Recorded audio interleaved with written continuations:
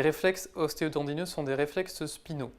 La percussion d'un tendon entrave l'activation de mécanorécepteurs d'étirement et un influx sensitif afférent part à destination de la moelle épinière. Puis, un influx moteur efférent entraîne la contraction du muscle étiré et le relâchement du muscle antagoniste. Une atteinte nerveuse périphérique ou centrale peut entraîner une anomalie des réflexes ostéotendineux.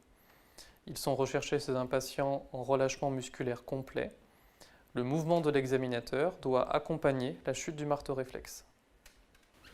Alors, nous allons commencer par rechercher les réflexes des membres supérieurs. Donc, tout d'abord, le réflexe bicipital qui met en jeu la racine C5 de la moelle spinale et qui commande la contraction du biceps. Donc, on demande au patient d'avoir le bras fléchi, bien relâché.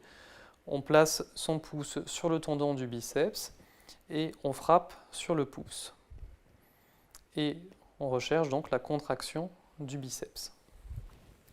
Ensuite, on va chercher le réflexe stylo-radial qui met en jeu la racine C6 et qui entraîne une contraction du long supinateur. Donc on va percuter la styloïde radiale pour mettre en évidence la contraction. Donc on va ensuite rechercher le réflexe tricipital qui met en jeu la racine C7. Donc on va rechercher une contraction du triceps brachial. Donc ça se recherche le bras à 90 degrés, bien relâché, et on va percuter le tendon du triceps juste au-dessus de l'olecrane.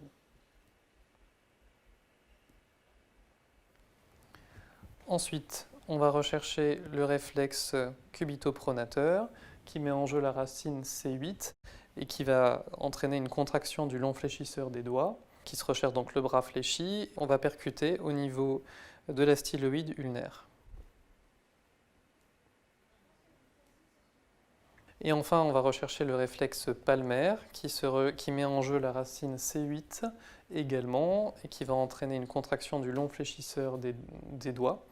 On va percuter la face antérieure du poignet.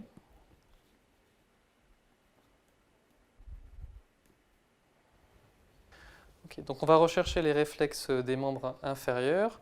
Donc tout d'abord le réflexe rotulien qui met en jeu la racine L4 et où on recherche une contraction du quadriceps.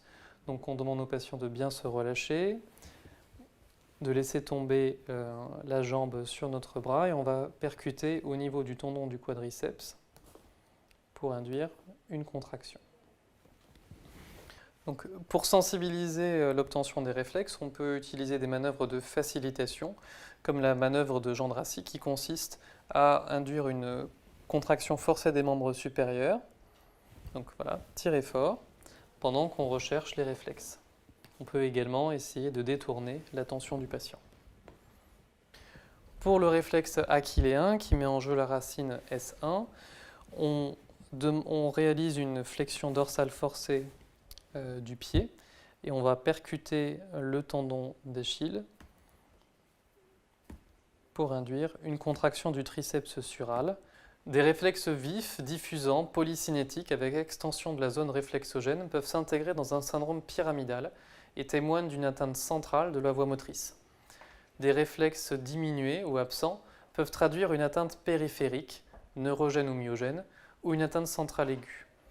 De manière isolée, des réflexes globalement vifs ou faibles peuvent être physiologiques et doivent être interprétés en fonction du contexte. A l'inverse, des réflexes asymétriques sont toujours pathologiques.